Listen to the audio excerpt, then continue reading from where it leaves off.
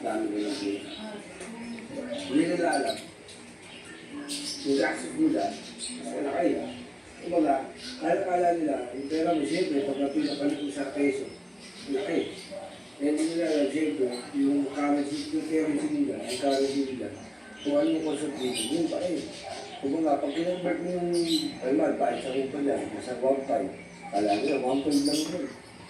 Hindi nila alam, mataas ang 500 dollars kung kano rin yun. Yung pa rin, almost 70,000 na rin yun sa pera natin.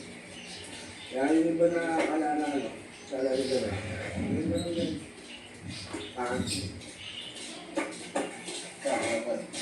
Eh. Oo.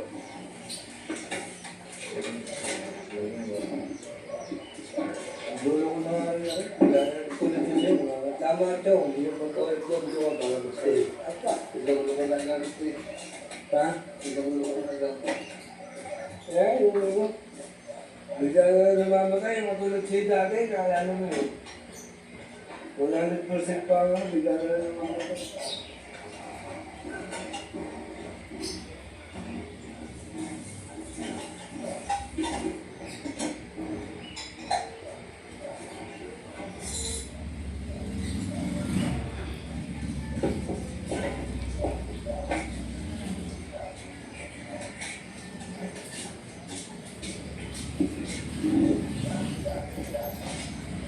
Guys.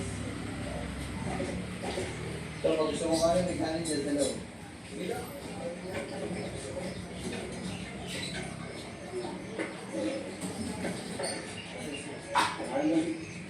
Okay. Yeah. Puta. Dati mo ako na tumakot. Ano ba?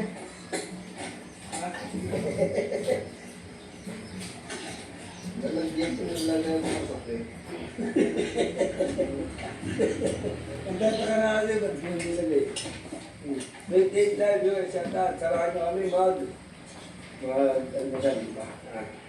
Simple-simple ang masal namin guys, sinapay galing sa bakery. Diba? Tuloy-tuloy pa. Diba? Tapos, dami, diba? Pagkasabon, diba?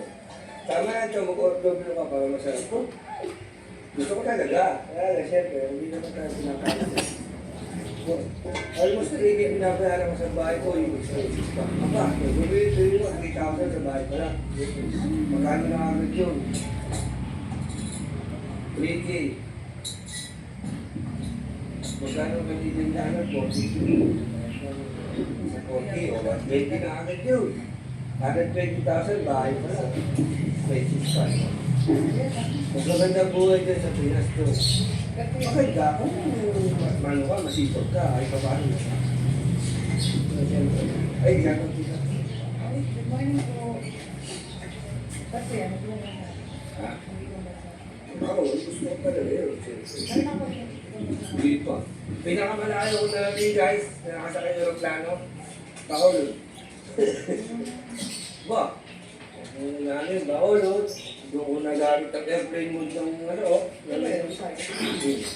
Duli mo guys, nung nakapag-baulit ako, nagamit yung airplane mode ng cellphone ko, diba? First time.